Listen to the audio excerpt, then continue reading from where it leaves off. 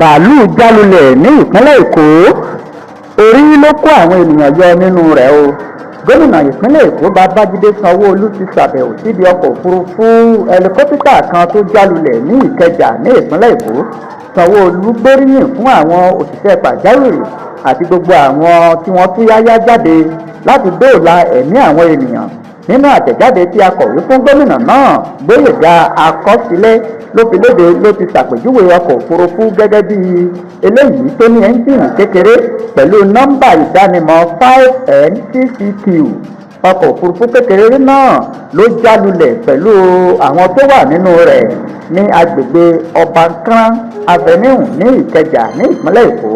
Àwọn 4 ló wà nínú ọkọ̀ òfurufú náà, àmọ́ wọ́n ti dóòlà wọ́n sì ti kó wọn lọ sí ilé ìwòsàn fún ìtọ́jú tó péye.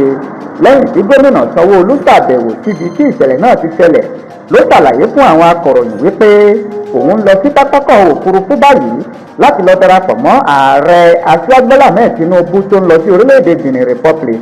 Bákan náà ló fi dá àwọn ènìyàn lójú pé kò sí ẹ̀mí ẹni tó sọnù níbi ìṣẹ̀lẹ̀ bàálù ọkọ̀ òfurufú tó jálulẹ̀ ọ̀hún. Gómìnà ní òun dúpẹ́ lọ́wọ́ Ọlọ́run wípé ìṣẹ̀lẹ̀ náà kò mú ẹ̀mí àwọn ènìyàn lọ, tó sì fi kún wípé àjọ tó ń rí sí ìṣẹ̀lẹ̀ pàjáwìrì ìyẹn Nigeria Security Investigation Bureau wọ́n tètè ṣiṣẹ́ wọn gẹ́gẹ́ bí iṣẹ́ láti dóòlà ẹ̀mí àwọn ènìyàn. Wọ́n ní awakọ̀ òṣìṣẹ́ ilé iṣẹ́ náà àtàwọn èrò méjì tó wà nínú ọkọ̀ náà ni wọ́n jẹ́ 4, wọ́n sì ti dóòlà wọn. Àtẹ̀jáde kan tí àjọ panápaná ní ìpínlẹ̀ Èkó fi síta ní ọkọ̀ òfurufú náà jẹ́ èyí tí wọ́n fi ń kọ́ iṣẹ́.